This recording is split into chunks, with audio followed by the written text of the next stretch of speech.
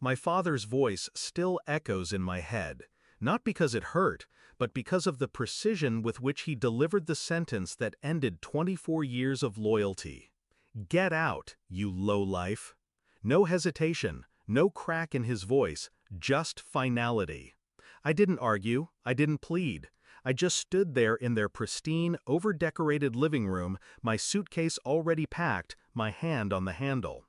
Mother's eyes were cold, arms folded like a judge already certain of the verdict. You'll never make anything of yourself. You're uneducated trash. They thought this would break me. They thought I'd crawl, beg, disappear.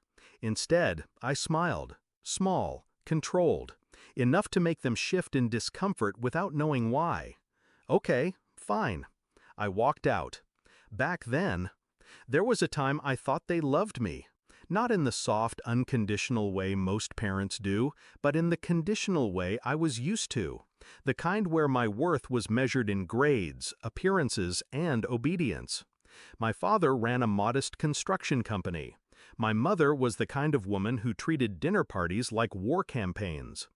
They wanted a polished air, a perfect product to parade. But I wasn't polished. I wasn't perfect.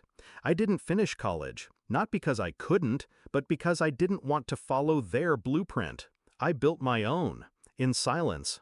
They never asked what I was doing with my time. They assumed failure. I let them. The break came fast. A petty argument about my lack of ambition spiraled into the eviction order. My father's hand cut through the air, his voice rising. My mother piled on, every insult rehearsed, sharpened. What they didn't know, that lack of ambition had built a chain of silent investments. 4 years of coding at night, day trading in the mornings, flipping undervalued real estate in the shadows. I was already worth $20 million. But they weren't owed that truth. Not yet. Florida. The next morning, I was barefoot on the balcony of my beach house in Naples, coffee in hand, watching the sun set fire to the horizon. They thought I was sleeping on someone's couch. I was closing on another property. They thought I was scrounging for work. I was finalizing a deal that would net 7 figures. I didn't block their number. I just stopped answering. 3 weeks later, I got the call from my sister.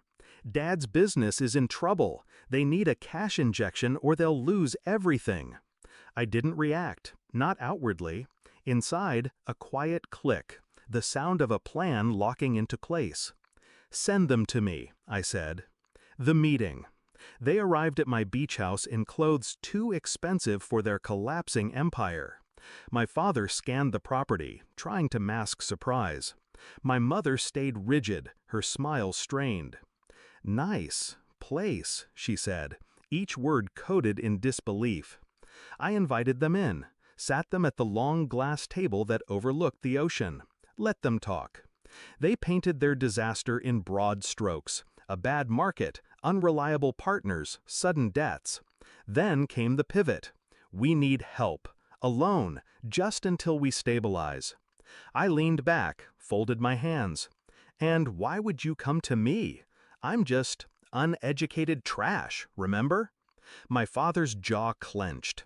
My mother's eyes dropped to the table. Silence filled the space between us, heavy and deliberate. We were wrong, my father said finally. Wrong? That was the understatement of a lifetime.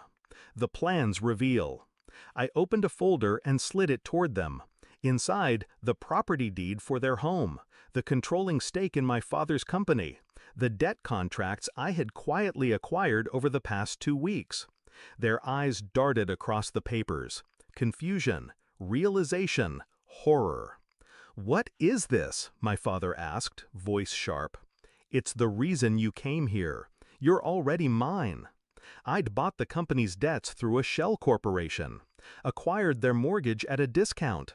Their empire was a collapsing tent, and I had removed the last pole. The fall. They tried to bargain, plead. My mother's voice cracked first. My father's pride held longer, but not by much. What do you want? He asked finally. I stood, walked to the window, let them sit in the weight of it. Nothing. I want you to remember the day you threw me out, the way you looked at me, the words you chose. And then, I want you to live with the fact that I didn't just survive, I owned the ground you're standing on. I signed the final page in front of them. The deal was complete. They no longer owned their home, their business, or their freedom to pretend they were untouchable. Resolution. They left without another word. I watched them walk down my driveway, smaller than I'd ever seen them. No shouting, no gloating, just the quiet satisfaction of justice served cold. Some people think revenge is about destruction. It's not. It's about control, precision, letting someone feel the walls close in, slowly enough that they understand exactly who built them.